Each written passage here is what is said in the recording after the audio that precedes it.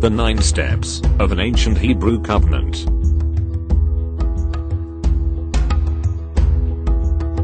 The ancient Hebrew was familiar with blood sacrifices practiced by the pagan nations around him.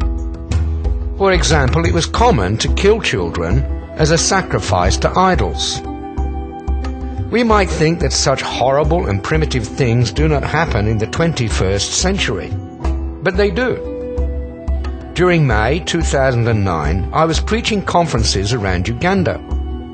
Upon our arrival in Kampala, I was told that due to the global economic downturn, child sacrifice had increased at an alarming rate. Teachers were warning parents and children not to walk alone, especially at night. In Uganda, the children generally walk to school and walk home. There is no street lighting, and so people walk in the pitch darkness. In this situation, children are kidnapped and offered as a sacrifice to the witch doctors. This is to bring good fortune for various business enterprises. In the case of commercial building projects, the child's skull is buried in the concrete foundations. This is to bring good luck and commercial success. Interestingly, the rich perpetuate this evil practice by sacrificing the poor for their greedy wealth. The Hebrews knew the true God existed, even though they did not know his name. Therefore, knowing that God forbade human sacrifices, they used animals as a substitute during their own blood covenant ceremonies. When 2 Hebrew males came together to cut a covenant, they followed a precise 9-step ritual that was witnessed by both tribes that had gathered for this solemn occasion. Because they represented everything that was good and noble in their respective tribes, the 2 men would be dressed in their finest robes and fully armed with their finest armor and weaponry. Nothing but the very best was good enough in cutting this solemn and binding covenant.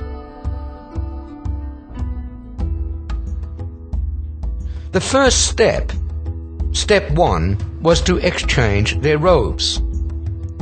Facing each other, they would remove and exchange their best robes. These robes represented the person and his standing in the community. This is called the robe of righteousness, which is an old English word that means to be in right standing with the king.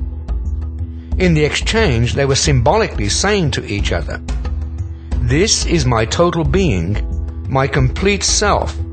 I am giving to you my very life, which I am now pledging entirely to you."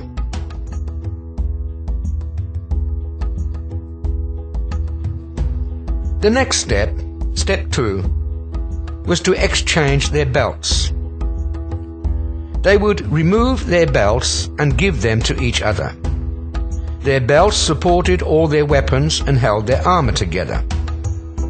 By exchanging the belts, they were symbolically giving all their strength to each other and pledging their support and protection, saying to each other, "Here is all of my strength, my skill and ability to fight. Your battles are now my battles, and my battles are now yours. I will defend you in all circumstances and protect you with all the power and wealth at my disposal."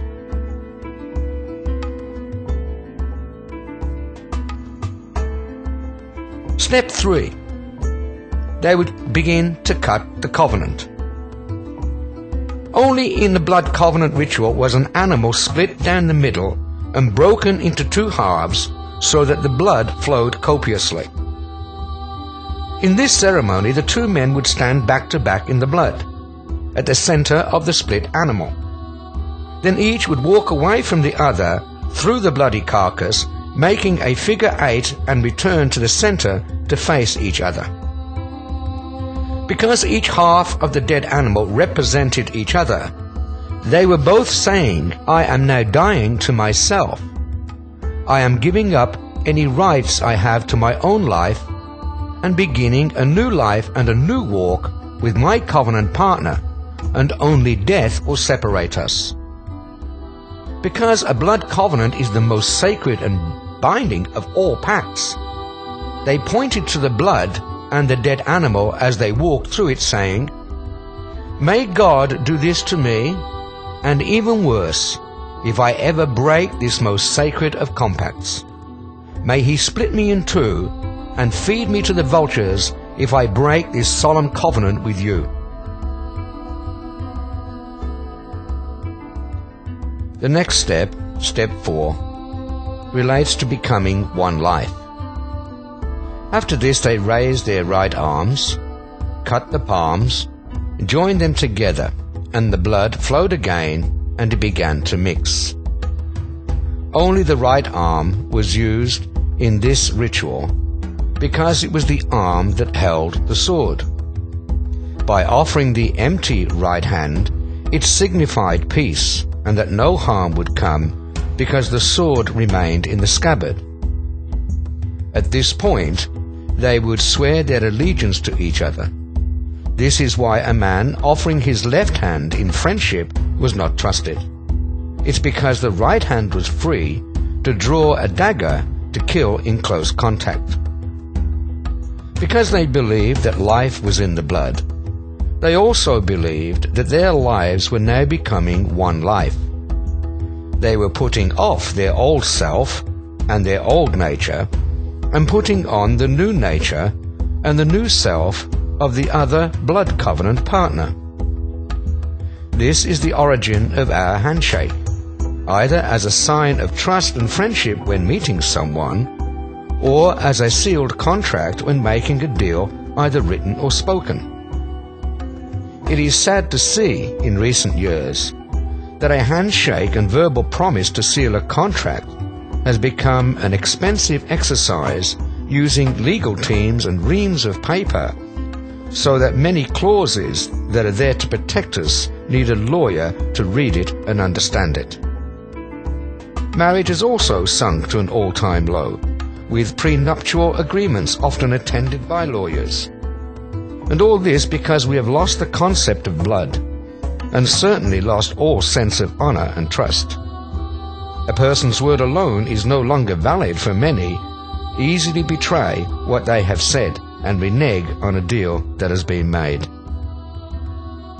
Initially, a contract was merely a practical means of keeping a record to present to a third party as evidence of the promises made that bound them together. Signed by witnesses, it validated the terms, and should it be presented as a forgery, the witnesses could be called in to testify that it was genuine. The remnant of blood for a contract is the red candle wax seal that bore the signature or crest that was pressed into it. This sealed the contract at completion. It is also the origin of a postage stamp that sealed the contents and protected the one addressed from prying eyes. To break the seal, if one was not the recipient, could mean a long jail term, and in some cases death. A contract sealed in blood is binding and absolute. In England, for example, the postal service is the Royal Mail. The original red wax seal is now replaced by a paper stamp. It's still the seal that protects the contents for the addressee. While in transit, the letter belongs to the Crown. To break the seal, if you are not the one to whom it is addressed, could mean death or at least a long jail term. The seal of the monarch protected the message and the contents within it. In Christianity, the sacrament of confirmation is the seal of the Holy Spirit that protects the person for the everlasting life that was purchased in the wounds and the scars and the blood of Jesus Christ, the price paid for our redemption and deliverance.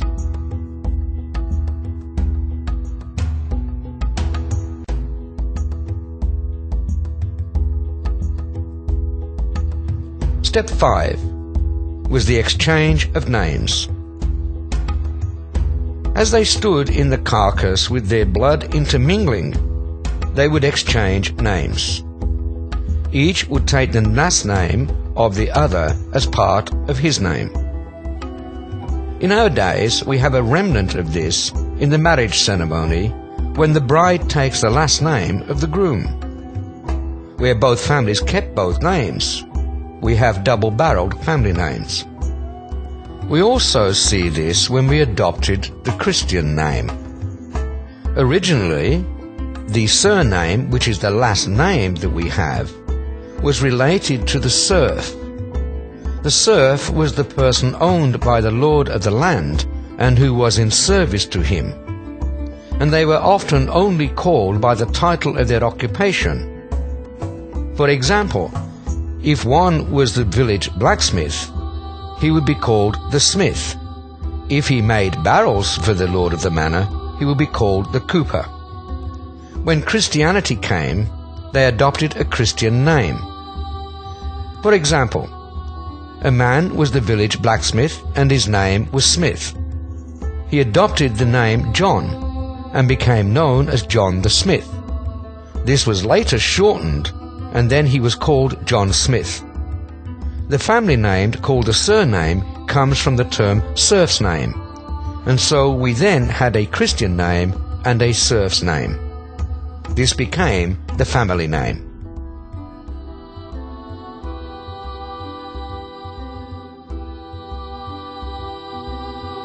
Step 6. Making a scar. When completed, they would make a scar by rubbing the cuts together to make a large welt.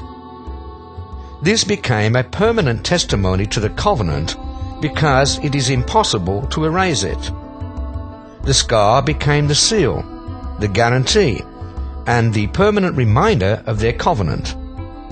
From now on, if they were attacked, all they had to do was to raise their right arm and display the scar to the enemy. This told the enemy that he would have to fight his covenant partner if he harmed him, and he did not know how powerful he was. If the enemy had any sense, he would retreat from battle.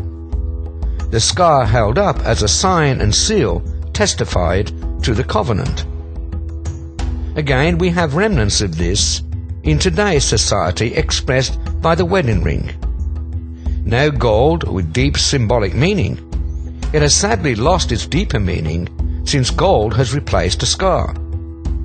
At some point in history, the wedding ring was originally a scar cut in the third finger of the left hand. The left hand used because they believed that it contained the nerve or the vein that led to the heart.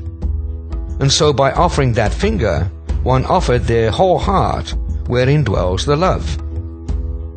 When the bride and groom held hands, the blood flowed as they made their vows, and they became one body, as we will see in Step 7.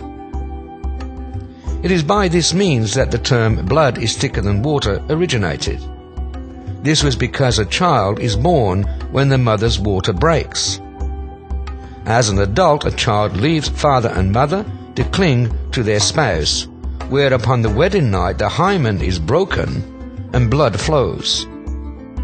In this covenant they become one flesh that forbids any separation, and so the expression "the blood is thicker than water" became the ultimate expression of our fidelity.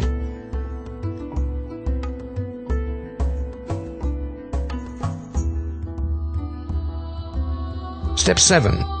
Giving the covenant terms. The next stage of the ceremony was to give the terms of the covenant. As they stood before the community, each in turn would declare, saying, "All my assets are now your assets.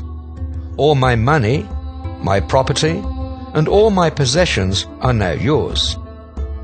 From this moment onwards, there is no need for you to ask me for anything. All you have to do is come and get it. It's yours by right. Should I die, all my children are also yours by adoption, and you become responsible for my family. This includes all my debts, for which you are now liable." After this, the other would do the same. As they spoke out these terms, they also declared the blessings for keeping the covenant, and the curses that would come were they to break it.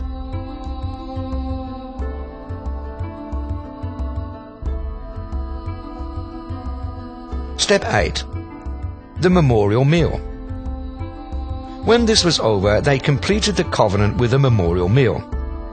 In place of the animal and the blood, they would now substitute bread and wine. In Genesis 49 verse 11, it refers to wine as the blood of the grape, and it now represented their blood. The bread represented their flesh. They would take bread, break it in two, and feed it to each other, saying, "This bread represents my body, and I am putting it into you."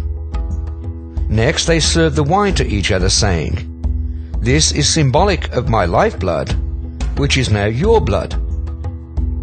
In doing this, they were saying that they were now one together in their new nature. Once more, the remnant of this is in the wedding ceremony, where the cake represents the bride and groom as one body in their new nature, and often shown with two little figures atop the cake. The bride and groom cut the cake together, and after feeding it to each other, share it with the guests. It is also why business deals are made during a dinner, or a meal is shared after a deal is made.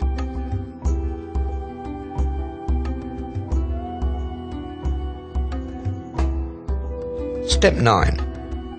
The blood-sprinkled tree. When the meal was over, they planted a tree. This tree became a memorial to the covenant, and sprinkled with the blood of the animal using hyssop sticks. Because the stem of the hyssop contained water, blood and water would splash onto the tree, as we see in Exodus 12:22-23. Blood and water poured from Jesus' heart onto the wood of the cross on Calvary. Although blood is not used, we see a remnant of this in civic ceremonies, when a tree planted marks a significant occasion or the opening of a new building or venture. In Western Australia, trees aligning the avenues of Kings Park overlooking the city of Perth have the names of soldiers that have died in wars defending their country that are attached to the tree in memoriam of their death. While blood was not sprinkled on the trees when attaching the plaques, blood was spilt to save the nation. They now become friends. The blood covenant ceremony is now complete. From this moment on, they would be known as friends. A Hebrew was only a friend after cutting a blood covenant, and so it was referred to as the covenant of strong friendship. The covenant also included unborn children, because they were in them when they entered the covenant. This is significant when we read that God, pleased with Abraham's faith in God's promises, called him a friend. And Jesus said to his disciples at the Last Supper, before cutting the new and everlasting covenant, that he no longer called them slaves, but friends.